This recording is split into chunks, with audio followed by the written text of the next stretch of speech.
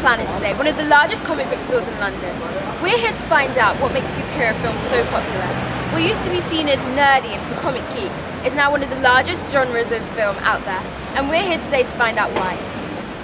The highest grossing superhero film ever made is Marvel's The Avengers, which made over $623 million worldwide. We noticed that a mix of both Marvel and DC films feature in this chart. These superhero blockbusters all include explosions, incredible effects, and have a cast full of top Hollywood actors, all of which add to the appeal and success of these movies. We also looked at the sales of the comic book Amazing Spider-Man before and after the release of the Amazing Spider-Man film starring Andrew Garfield. It's clear that sales went through the roof after the film's release, and this shows how superhero films can have a great effect on comic book sales.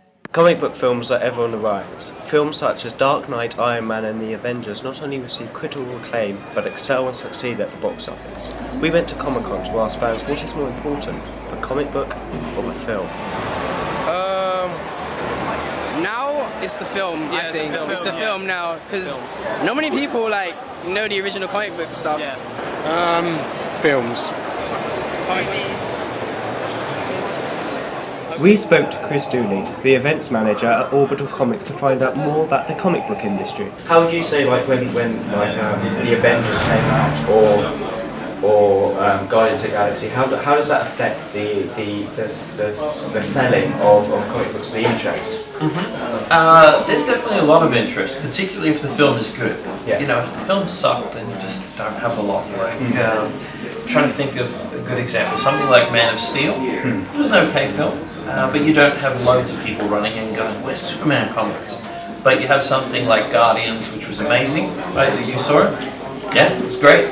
And so you actually have this new influx of people.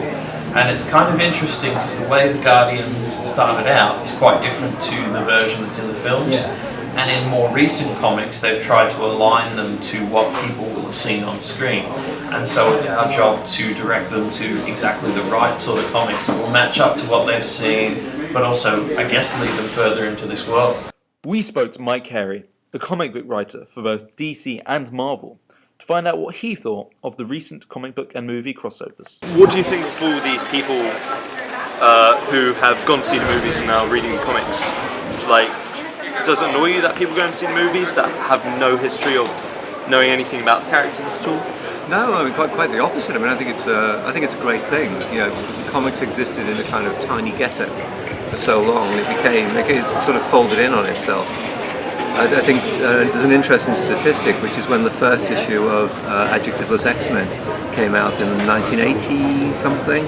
It sold something like 4 or 5 million copies. Now, the best-selling comics are selling 150, 160,000, and most comics are selling 30, 40,000 copies a month. So anything that sort of introduces them to a new audience, anything that kind of takes them out of that little defined space into the wider world, I think is good. Can only be good. We are pleased to know why superhero films have become so popular in recent years, and we can't wait, and we are looking forward to finding out what next comic book will be the next blockbuster.